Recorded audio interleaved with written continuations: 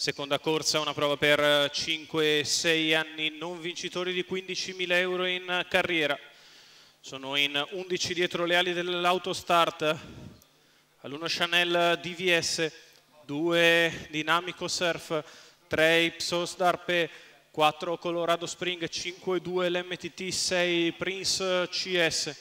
In seconda fila 7 Delistici, 8 Carlos Di Ruggi, 9 Dina Vald, 10 Da Granit Dipa, 11 Coschivé, ruolo di favorito per Ipsos Darpe. Numero 3 dello schieramento, Matteo Zaccherini. Partiti. È proprio Ipsos Darpe che prende l'iniziativa nei confronti di Dinamico Surf, che rimane secondo in corda precedendo Dina Vald, che parte forte dalla seconda fila.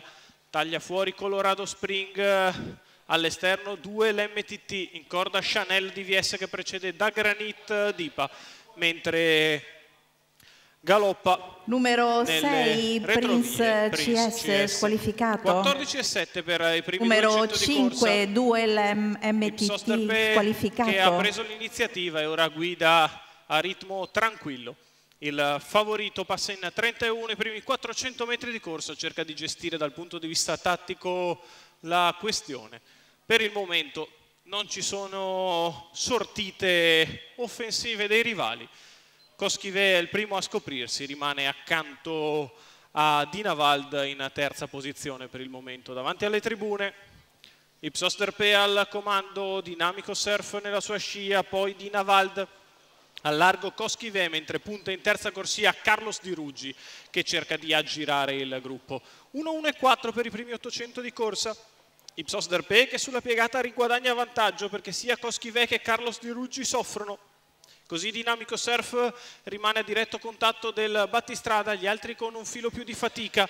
La terza posizione è sempre appannaggio di Coschivé che sulle dritte cerca di impegnarsi numero rispetto alle piegate. 7 Delise TC squalificato. Lunghi birilli, c'è sempre Dina Vald che precede Colorado Spring a 400 dalla conclusione. Ipsos Darpe sempre in controllo su Dinamico Surf e poi Dina Vald e Coschivé. Numero 10 Da Granit Dipa squalificato. Questa parte all'ingresso dell'addirittura d'arrivo, Ipsos Darpe che allunga, guadagna un paio di lunghezze a Dinamico Surf. Ipsos Darpe che nel finale largheggia e dà dimostrazione ancora una volta di essere declassato in queste condizionate. Al secondo Dinamico Surf, al terzo chiude molto forte Colorado Spring.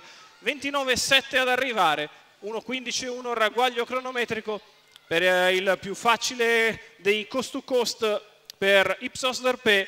Matteo Zaccherini in salchi per il training di Niccolò Venturi ed Emanuele Ossani. Francesco Spiteri alla proprietà del 6 anni da Handu Vivier che si impone nettamente sul traguardo, come possiamo riapprezzare nelle immagini. Secondo Dinamico Surf, al terzo Colorado Spring, i numeri 3, 2, 4, l'ordine d'arrivo della seconda da Cesena.